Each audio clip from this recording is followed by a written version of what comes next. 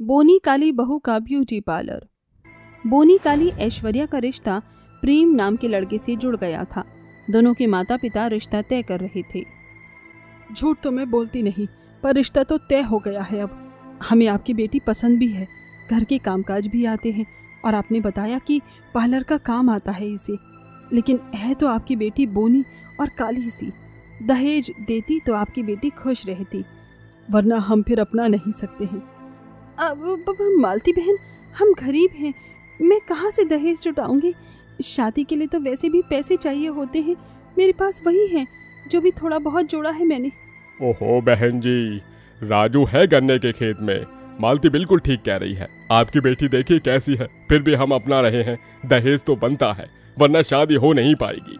नहीं नहीं, आप दोनों ऐसा मत कहिए, मैं दहेज का इंतजाम कर दूंगी, आप शादी मत तोड़िए। ये कहकर रेवती अपनी बेटी की खुशियों के लिए इस समझौते को मान लेती है और अपना घर बेचकर ऐश्वर्या की ससुराल वालों को दहेज दे देती है, ये सोचकर कि वो उसकी बेटी को बहुत खुश रखेंगे, क्योंकि कमी तो थी। फिर दोनों बच्चों की बहुत धूमधाम के साथ शादी हो जाती है। और शादी के अगले दिन ही जब बोनी बहू रसोई में कुर्सी पर चढ़कर खाना बना रही थी तो उसकी सास मालती कहती है, झूठ तो मैं बोलती नहीं, पर तू जैसी बोनी बहू से शादी करवा कर मेरे बेटे और मेरे कर्म फूट गए हैं। कितनी देर लगाएगी खाना लाने में, टिंगी बहू? बस माँ जी, बनने वाला है खाना। झूठ तो मैं बोलती नहीं, पर तेरी माँ ने नाम तो ऐश्वर्या रखा है, लेकिन है टिंगी हैंडिंग सी।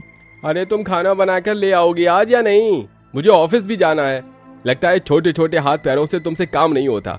तुम्हारी माँ तो बहुत कुछ कह रही थी कि मेरी बेटी ऐसी है, मेरी बेटी वैसी है। नहीं नहीं प्रेम जी, ऐसी कोई बात नहीं है। मैं 10 मिनट में खाना लेकर आती हूँ, आपको लेट नहीं होगा। फिर दोनों माँ बेटी रसोई से चले जाते हैं और ऐश्वर्या खाना बनाकर थोड़ी देर में टेबल पर जैसे तैसे लगा देती है, जिसके बाद सब खाना खाते हैं और जानबूझकर ऐश्वर्या के खाने में कमी बताते हैं। फिर सास उसे ढेर सारे कपड़े देकर कहती है, ले इसे साफ कर। झूठ तो मैं बोलती नहीं, लेकिन तूने इन कपड़ों को गंदा कर दिया तो तेरी चटनी बना दूंगी, समझी बोनी बहू? माँ जी आप निश्चिंत रहिए, मैं अच्छे से साफ कर दूंगी। फिर बोनी बहू कपड़े धोकर जब सुखाने जाती है तो रस्सी काफी ऊपर थी, जिस वजह से वो कपड़े सुखा नहीं पाती है। ओहो, अब कपड़े कैसे सुखाऊं? रस्सी बहुत ऊपर है। अरे सीढ़ी रखी है, इसको लेती हूँ। फिर ऐश्वर्या एक सीढ़ी लेकर सारे कपड़े सुखा देती है। दहेज में आए पैसों से ससुराल वाले बहुत ऐश करते हैं, सोने के गहने लेकर आते हैं। अमरीश अपने लिए चैन बनवाता है, बेटी के लिए कार खरीदी जाती है। ससुराल वाले धीरे धीरे ऐश्वर्या को अब टॉर्चर करने लगते हैं। सारा घर का काम वही बेचारी करती है और उसके कम कद की वजह से उसे अक्सर सुनाया भी जाता है और प्रेम उसे अपने पास भी नहीं भटकने देता था। एक शाम काजू बादाम खाते हुए अमरीश पोंछा लगाती हुई बोनी बहू को देखकर कहता है, मालती, राजू है गन्ने के खेत में। अब इस बोनी बहू को कब तक हम सब झेलेंगे? बेचारा मेरा बच्चा बोनी ऊपर से काली लड़की से शादी करवा दी, पैसे भी खर्च होने को आए हैं। अजी हाँ, झूठ तो मैं बोलती नहीं, पर अब मैं भी इस काली सी बहू को देख नहीं पा रही। आज इसका हिसाब कर देती हूँ। ए टोया, जरा इधर आ, काली कलोटी, जाकर चाय के साथ चीले बनाकर ला। बस माँ जी, मैं बनाने ही जा रही थी। ये कहकर ऐश्वर्या स्टूल पर चढ़कर रसोई से चाय और चीला बनाकर अपनी सास ससुर को खिलाती है, लेकिन जानबूझकर मालती अपनी बहू के बाल पकड़कर कहती है, करम जली बोली कलूटन, ये कैसे चीले बनाए हैं? अरे इतनी मिर्ची कौन डालता है? जुबान जला दी तूने मेरी। और टिंगी, कुछ काम करना नहीं आता तुझे? तेरी माँ बस ऐसे ही डींगे हाँकती थी। अब मैं तुझे इस घर में नहीं रहने दूंगी। नहीं नहीं माँ जी, ऐसा मत कीजिए, मुझे माफ कर दीजिए, गलती से हो गया होगा। अच्छा जी, राजू है गन्ने के खेत में। मालती, इस छुट्टन काली बहू को जल्दी यहाँ से निकाल दो, कुछ काम करना नहीं आता इसे। ये सुनकर मालती ऐश्वर्या का हाथ पकड़कर उसे घर से बेदखल कर देती है और उसका सामान भी निकाल कर फेंक देती है। इस घर पर आने की कोई जरूरत नहीं है, मेरे बेटे से अब तेरा कोई संबंध नहीं है। नहीं माँ जी नहीं, दरवाजा खोल दीजिए माँ जी। पापा जी, मैं क्या करूँगी, कहाँ जाऊँगी मैं? माँ के पास तो जा नहीं सकती, क्योंकि उन्होंने इतना दहेज दिया था। उन्हें पता लगा कि मेरी शादी टूट गई तो जीते जी मर जाएंगी। नहीं नहीं, मैं यहाँ से कहीं दूर चली जाती हूँ। ऐसा कहकर ऐश्वर्या भटकते भटकते एक खंडर जैसे घर में जाती है। जिसकी साफ सफाई करके वो वहीं रहने लगती है। थोड़ा सा छोटा मकान है, लेकिन मैं यहीं रह लूंगी। कोई काम ढूंढ लेती हूँ, भूख भी बहुत लग रही है। बोनी बहू आसपास की जगह पर काम मांगने जाती है। कोई भी उसकी शक्ल देखकर काम नहीं देता। फिर वो कचरे से खाना उठाकर खा लेती है। एक ब्यूटी पार्लर की दुकान से गुजरती है तो थ्रेडिंग के धागे को और पुरानी कैंची को उठा लेती है। ये धागे और कैंची इतने भी खराब नहीं हैं। क्यों ना मैं भी पार्लर का काम करने लग जाऊं? कोई तो आएगा जो 10 रुपए में थ्रेडिंग बनवाने आएगा। ऐश्वर्या एक टूटे शीशे को कचरे से उठा लेती है, जमीन पर कैंची घिसकर पैना कर लेती है और आती जाती औरतों को आवाज लगाती है। आइए आइए आइए, मात्र 10 रुपए में थ्रेडिंग बनवाइए और 50 रुपए में सुंदर सुंदर हेयर कट करवाइए। अरे अरे, इतना सस्ता बना रही हो? जगह भी अजीब सी है, कहीं खराब कर दिया तो मेरी आईब्रो को? नहीं दीदी, मुझे एक्सपीरियंस है। आप एक बार करवा कर देखिए, वरना पैसे मत देना। अच्छा, कर दो। फिर बोनी ऐश्वर्या 2 ईंट पर चढ़कर लाजो की थ्रेडिंग बनाती है। तुमने तो मेरी बहुत अच्छी आईब्रो बनाई है, करो हेयर कट भी कर दो। अच्छा सा, मुझे कल शादी में जाना है। ये सुनकर ऐश्वर्या उसकी हेयर कट भी कर देती है। ये देखकर लाजो को बहुत अच्छा लगता है और वो खुशी खुशी उसे 100 रुपए देकर चली जाती है। लाजो की सहेलियां उसके आईब्रो और हेयर स्टाइल को देखकर ऐश्वर्या के पास आते हैं और सब उससे हेयर स्टाइल कट करवाते हैं, जो कि सारी औरतों को बहुत अच्छा लगता है। तुम दिखने में अजीब सी हो, लेकिन काम बहुत बढ़िया करती हो। तुम्हें यहाँ से कहीं अच्छी जगह पर होना चाहिए। तुम्हारा काम बहुत अच्छा चलेगा। मेरे पास एक कमरा है, तुम वहाँ आ जाओ। पैसे देने की जरूरत नहीं है, खाना पीना सब मैं दूंगी। तुम अकेली हो ना? आपकी शर्त मंजूर है दीदी, लेकिन जब मेरा काम चल जाएगा तो मैं आपको पैसे दे दूंगी। ठीक है। फिर ऐश्वर्या शिवानी के रूम को ले लेती है, जहाँ शिवानी उसके पार्लर को अच्छा बनाने में मदद करती है और बाहर बोर्ड लगा देती है। धीरे धीरे उसकी सोसाइटी की सारी औरतें कम प्राइस पर उसके पार्लर में आकर अपना मेकओवर करवाने लगती हैं, जो कि लोगों को बहुत पसंद आता है। धीरे धीरे उसके पार्लर के बाहर लाइन लग जाती है। अरे अरे, कितना टाइम लगेगा? मैं कब से वेट कर रही हूँ। पार्टी में जाना है और तुम बहुत अच्छा मेकअप करती हो। बस मैम, थोड़ी देर और। नेक्स्ट नंबर आपका ही है। अब मुझे अपनी हेल्प के लिए 2-3 लड़कियों को रख लेना चाहिए। पैसे तो अच्छे आ ही रहे हैं। इस तरह ऐश्वर्या 2 लड़की को अपनी हेल्प के लिए पार्लर में रख लेती है, जिससे अब उसका काम आसान हो जाता है।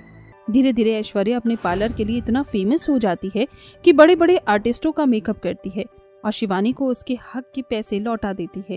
एक दिन वो बड़ी सी कार में बैठकर इवेंट में जा रही थी, तो उसके सास ससुर और पति उसे देखकर गाड़ी के पीछे पीछे भागते हैं। फिर ऐश्वर्या की गाड़ी रुक जाती है। ड्राइवर, इस गाड़ी को यहाँ पार्क कर दो। बहू, बहू, ऐश्वर्या बहू, तो इतनी बड़ी कलाकार बन गई। बहू वापस आ जाओ। झूठ तो मैं बोलती नहीं, लेकिन तू बहुत अच्छी बहू है, बहुत अच्छी। मुझे माफ कर दे, मैंने तेरे साथ ऐसा किया। हाँ ऐश्वर्या, वापस आ जाओ। जब तुम थी तो हमें बहुत अच्छा अच्छा खाना खाने को मिलता था, पर हमने कभी कहा नहीं। पर अब आपको मेरी जरूरत क्यों पड़ गई और ये गरीबों जैसी हालत क्यों कर ली है आपने? राजू है गन्ने के खेत में। बहू, हमसे गलती हो गई, माफ कर दे।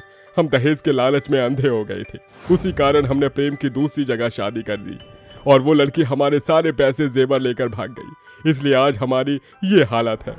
माफ कर दे बहू, तेरे पैर पड़ रहा हूँ। अरे नहीं नहीं पापा जी, ऐसे मत कीजिए। अगर आप मुझे दिल से अपना रहे हैं तो मैं आ जाती हूँ। चलिए मेरे साथ अंदर चलिए। इसके बाद ऐश्वर्या अपने ससुराल वालों को माफ कर देती है। फिर वो भी इवेंट को एंजॉय करते हैं, अच्छा अच्छा खाना खाते हैं। वो सब सुधर जाते हैं और बोनी बहू की तरक्की के साथ खुशी खुशी रहने लगते हैं। इस घर की लक्ष्मी हो और इस घर की जिम्मेदारी अब तुम दोनों की होगी। अरे ओ छुट्टन बहू, तू घर की बड़ी बहू है ना, चल अंदर आ। जी माँ जी। अरे कोकिला, ये तुम गोपी बहू को कैसे कह रही हो? सम्मान करो उसका भी, आखिर तुमने उसके घर से ही दहेज मंगवाया है। हाँ तो अपनी चांद पर बिठा लूं। क्या दहेज में दिया ही क्या है इसके माँ बाप ने? एक जोड़ी पायल, एक सोने के गले का हार, बस गरीब कहेंगी।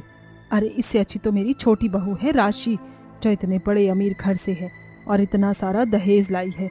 कूलर, एसी, फ्रिज, सिर्फ अपने लिए नहीं हमारे लिए भी। तो आप हमारी छोटी बहू के नखरे उठाना, इस बोनी के नहीं। बस करो कोकिला। माँ, आपने इस छोटी लड़की से मेरी शादी करवाकर बिल्कुल अच्छा नहीं किया। बच्चा लग रही है कोई 5th क्लास की। मैं तो खुश हूँ। अच्छा है मैंने अपनी पसंद की लड़की ढूंढ ली थी। भैया आप ही फंस गए और करिए माँ की पसंद से शादी। ओ बेबी, लव मैरिज इसीलिए तो होती है कि एक दूसरे को जानकर शादी करें। माँ जी हम दोनों थक गए हैं, हम जाएं? हाँ तुम दोनों जाओ। ये कहकर दोनों छोटी बहू बेटी अपने कमरे में चले जाते हैं। माँ दिस इज नॉट फेयर। इसके साथ मैं अपनी जिंदगी नहीं बिता सकता। क्यों की आपने मेरी इस बोनी बहू के साथ मेरी शादी? अब बेटा तू तो जानता है हमारे घर की स्थिति। जब मुझे तेरे लिए कोई रिश्ता नहीं मिल रहा था तो मैंने इसी से ही तेरा रिश्ता जोड़ दिया। इसके माँ बाप ने तो दहेज दिया, वो ज़्यादा लग रहा था। अब छोटी बहू जितना दहेज लाई है उसके सामने तो वो गरीब ही निकली। अब जो भी है रीति रिवाज के तौर पर यही तेरी पत्नी है। नाक कटवाने वाले काम मत कर अब।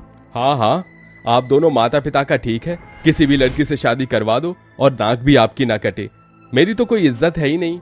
अरे मेरे दोस्त कितना मुझे बोलेंगे कि छोटी हाइट की लड़की से शादी की है। अरे बस बहुत हो गया आशुतोष, अब तुम दोनों अपने कमरे में जाओ, आज तुम्हारी पहली रात है। गुस्से में आशुतोष वहाँ से अपने कमरे में चला जाता है। पीछे पीछे गोपी बहू भी चली जाती है। वो दूध का गिलास आशुतोष को देती है। आशुतोष जी ये लीजिए, दूध पी लीजिए। क्या है ये सब? दूर रहो तो मुझसे बोनी कहीं की। ये देखते ही आशुतोष उसके हाथ से दूध का गिलास लेकर फेंक देता है। मैं तुम्हें पसंद नहीं करता, बस मेरे माँ बाप के कहने पर मैंने शादी कर ली। मेरा दिल तार तार हो गया था जब मैंने तुम्हें देखा। अजी सिर्फ हाइट ही तो कम है, आप एक बार मुझसे बात कीजिए, मैं धीरे धीरे आपको पसंद आने लगाऊंगी। आपको मेरी बात समझ आएगी। तुम सोच रही हो ये मीठी मीठी बातें करके मैं तुम्हें अपनी पत्नी का दर्जा दूंगा और तुम्हारे साथ सुहागरात मना लूंगा? तो तुम गलत फहमी में हो। मेरी नजरों के सामने से चली जाओ या चुपचाप इसी कमरे के कोने में पड़ी रहो। ये कहकर आशुतोष गोपी को धक्का मार देता है, जिससे दूध के गिलास का कांच गोपी के पैरों में चुभ जाता है। उसे बहुत दर्द होता है पर आशुतोष नजरअंदाज करके सो जाता है। वहीं गोपी भी दर्द में दीवार के सहारे बैठे बैठे सो जाती है। सुबह 4 बजे जब आशुतोष की आंख खुलती है तो वो देखता है, हे भगवान ये मुझसे क्या हो गया? मेरी वजह से रात को ऐसे कांच चुभ गया था। कांच तो निकल गया लेकिन खून बहुत बह रहा है, पट्टी कर देता हूँ। ऐसा कहकर आशुतोष गोपी के पैरों में दवाई लगाकर पट्टी कर देता है। फिर पानी पीकर वापस सो जाता है। 2 घंटे बाद गोपी उठ जाती है। अरे ये मेरे पैर में पट्टी किसने कर दी? रात को बहुत खून निकल रहा था, लगता है आशुतोष जी ने किया है। सूर्य उदय हो गया है, जल्दी से नहा धोकर पूजा करके पहले रसोई का खाना बना लेती हूँ। फिर बोनी बहू तैयार होकर पूजा करती है और पहली रसोई का खाना बनाती है। इतने में सब लोग उठ जाते हैं, लेकिन अमीर लंबी बहू मेकअप करने में बिजी थी।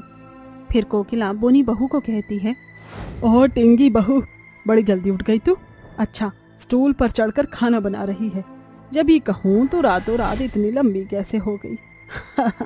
क्या बना रही हो? वो माँ जी मैं शाही पनीर, मटर पनीर कोफ्ता और मीठे में मूंग दाल का हलवा और पूड़ी रायता। अरे वाह, मुंह में पानी आ गया। जल्दी बना ले, जरा लंबी बहू को देख कर आऊं। कोकिला राशि के पास जाती है कि राशि उसके सामने से मटकती हुई कॉल पर बात करते हुए आती है। हाँ तो क्या हुआ, मैं इतना लेट आई हूँ तो? वैसे भी मेरे माँ बाप ने इतना दहेज दिया है कि मैं एक चम्मच भी नहीं उठाऊं। नहीं यार, मैं ऐसे नौकर वाले काम नहीं करने वाली। वो मेरी जिठानी है ना टिंगी, वो करेगी सब। अच्छा बाय। बहू तू सच में कुछ नहीं बनाएगी? कुछ काम नहीं करेगी? अरे हाँ हाँ, तू कुछ मत कर, वो टिंगी बहू कर देगी। जी माँ जी। फिर राशि टीवी ऑन करके टीवी देखती है। कुछ देर बाद घर के सभी लोग एक साथ बैठकर खाना खाते हैं, जिसमें बोनी बहू की तारीफ होती है पर लंबी बहू को अच्छा नहीं लगता। ऐसे ही वक्त गुजरता है। घर के सभी लोग आराम फरमाते थे। कोकिला और राशि बोनी बहू को बहुत परेशान करते थे, उस पर अत्याचार करते थे। बेचारी जैसे तैसे कम हाइट की वजह से भी काम करती थी। एक दिन गोपी रस्सी पर कपड़े सुखा कर आती है। ओह, तो बोनी जिठानी अपने हिसाब से रची नीचे करके गई है, अब मैं ऊंची बांध दूंगी। फिर राशि कपड़े की रस्सी और ऊपर कर देती है, जिससे बहू को कपड़े उतारने के बाद में बहुत कठिनाई होती है। वो स्टूल लेकर एक एक कपड़े को उतारती है, जिस वजह से गोपी को चोट भी लग जाती है। इस तरह राशि अक्सर गोपी बहू को परेशान करती थी। वहीं दूसरी ओर गोपी आशुतोष का काम करती थी। उसके बनाए खाने को खाकर आशुतोष के ऑफिस के दोस्त बहुत खुश थे, जिससे आशुतोष को भी खुशी होती है। एक सुबह आशुतोष शर्ट पहन रहा था, उसके बटन टूट जाते हैं। वो उसे सिलने की कोशिश करता है पर सुई से उसके हाथ से खून बहने लगता है। ये देखकर गोपी उसकी उंगली को पकड़कर फूंक मारती है। ओहो, ये क्या किया आपने? मुझसे कह देते, मैं लगा देती बटन। 2 मिनट रुकिए। अब क्या कुर्सी पर चढ़कर बटन लगाओगी? हाँ, यही करूंगी। फिर बोनी बहू कुर्सी पर चढ़कर आशुतोष की शर्ट का बटन लगाती है।